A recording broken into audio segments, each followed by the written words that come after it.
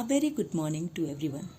Dear students, in our previous period we have discussed about two kingdom classification and its drawbacks.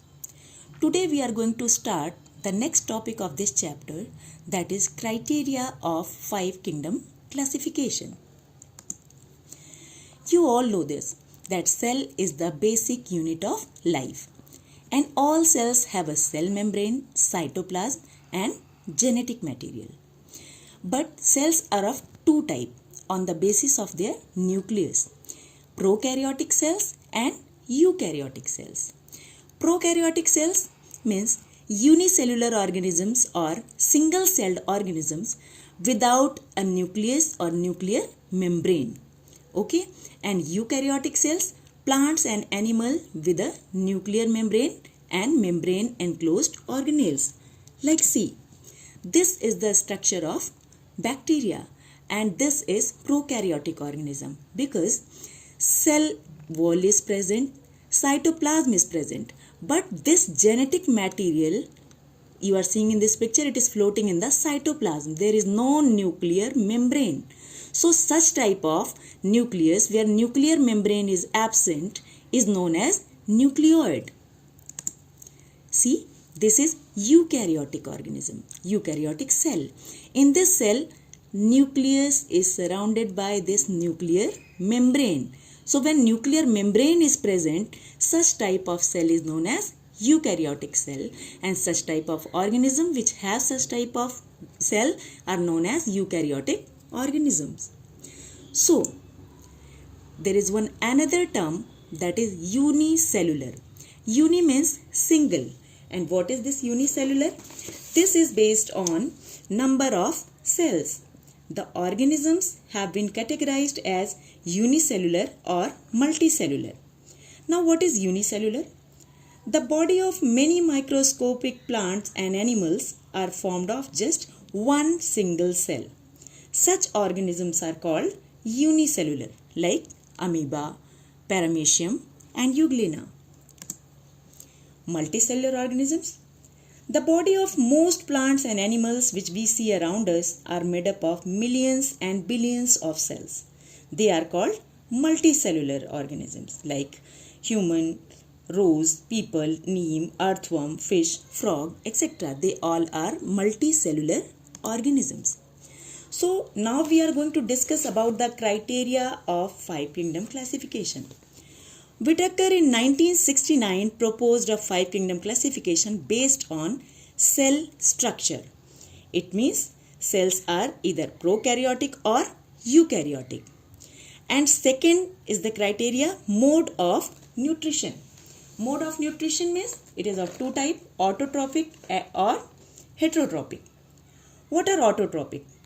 Autotrophs are organisms that prepare their own food through the process of photosynthesis. But the organism that cannot prepare their own food and depend upon autotrophs for the nutrition, they are known as heterotrophs. The second criteria for this division is mode of nutrition. And third one is unicellular and multicellular. On the basis of the numbers of the cells, the organisms have been categorized as unicellular or multicellular. Now we have that criteria C. If organisms are prokaryotic, they all are kept in kingdom Monera. Eukaryotic and unicellular organisms are kept in kingdom Protista. And eukaryotic, multicellular and cell wall is present, but they are autotrophic. They can be able to manufacture their own food. They all are kept in kingdom Plantae. And multicellular, cell wall absent, they are present in kingdom Animalia. Next, if organisms are eukaryotic, multicellular, cell wall is present and they are heterotrophic, it means they are dependent on the autotrophs for their food, they all are kept in kingdom Fungi. So on the basis of these three criteria, that is cell structure, prokaryotic or eukaryotic, mode of nutrition, autotrophic or heterotrophic, and body organization, unicellular or multicellular. All the organisms are divided into 5 kingdom classification. 5. First one is kingdom Monera, second one kingdom Protista, third one kingdom Plantae, fourth one kingdom Fungi, and last one is animal kingdom. Okay? So, this 5 kingdom classification, the main criteria was classification used by scientists include cell structure and mode of nutrition and type of cells. So, all eukaryotic chlorophyll containing organisms were placed in kingdom Plantae. The multicellular eukaryotic organisms were placed in kingdom Animalia. The heterotrophic organisms were placed in kingdom Fungi. All prokaryotic organisms were grouped together under kingdom Monera, and the unicellular eukaryotic organisms were placed in kingdom Protista. Now we are going to discuss about the characteristics of kingdom Monera. This kingdom includes bacteria, blue-green algae, etc. These organisms are prokaryotic, means they do not have a defined nucleus and lack cell organelles. Some of the organisms of this kingdom have cell walls, like bacteria, while others lack cell walls, that is mycoplasma. Mode of nutrition is either autotrophic or heterotrophic. Second one is kingdom Protista. This kingdom includes unicellular algae, diatoms and protozoans. The organisms in this kingdom are unicellular eukaryotic. Mode of nutrition is either autotrophic or heterotrophic. Some protists wear hair-like cilia or whip-like flagella for movement. Third kingdom is kingdom Fungi.